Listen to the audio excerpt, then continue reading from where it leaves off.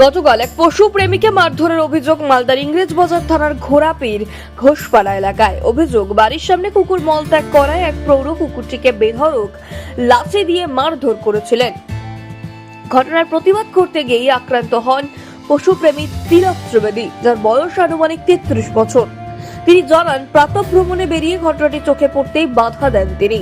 সেই সময় অভিযুক্ত প্রৌঢ়সহ আরো একজন মিলে তার উপর চড়াও হয়। ইতিমধ্যে দুই অভিযুক্তের বিরুদ্ধে ইংরেজবাজার থানায় লিখিত অভিযোগ দায়ের করেছেন তিলক বাবু। এক পশুর প্রতি নিষ্ঠুরতা, তার প্রতিবাদকারীর উপর হামলা, দুদিক থেকে ক্ষোভে ফুঁসছে এলাকাবাসী।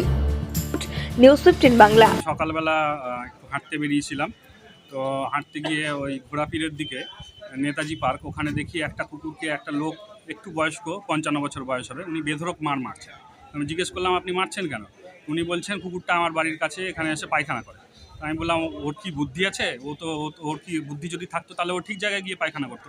বলছে, যেখানে আমার বাড়ির সামনে কেন করবে? ওকেও মারবো, আর তুই বেশি বকছিস তো তোকেও মারবো। আমি বললাম, মেরে দেখান বলতেই ও যে বাটাম দিয়ে কুকুরটাকে মারছিল, ওই বাটাম দিয়ে আমার পায়ে মেরেছে। হ্যাঁ, তারপরে আমাকে ওর ছেলে এসে বেধড়ক মার মেরেছে। আমার এখানে কপালে এখানে লেগেছে, প্লাস পায়েও লেগেছে, আর নিচে ফেলে দিয়ে আমাকে বেধড়ক মার মেরেছে। তো এটাই আমার বক্তব্য। যে থানায় জানিয়েছেন? হ্যাঁ, আমি থানায় জানিয়েছি, থানাতে আমি এফআইআর করেছি। তো ওনারা বলেছেন আমরা অতি শীঘ্রই এই ব্যাপারে অ্যাকশন নেব। আপনার নাম? আমার নাম তিলক ত্রিবেদী।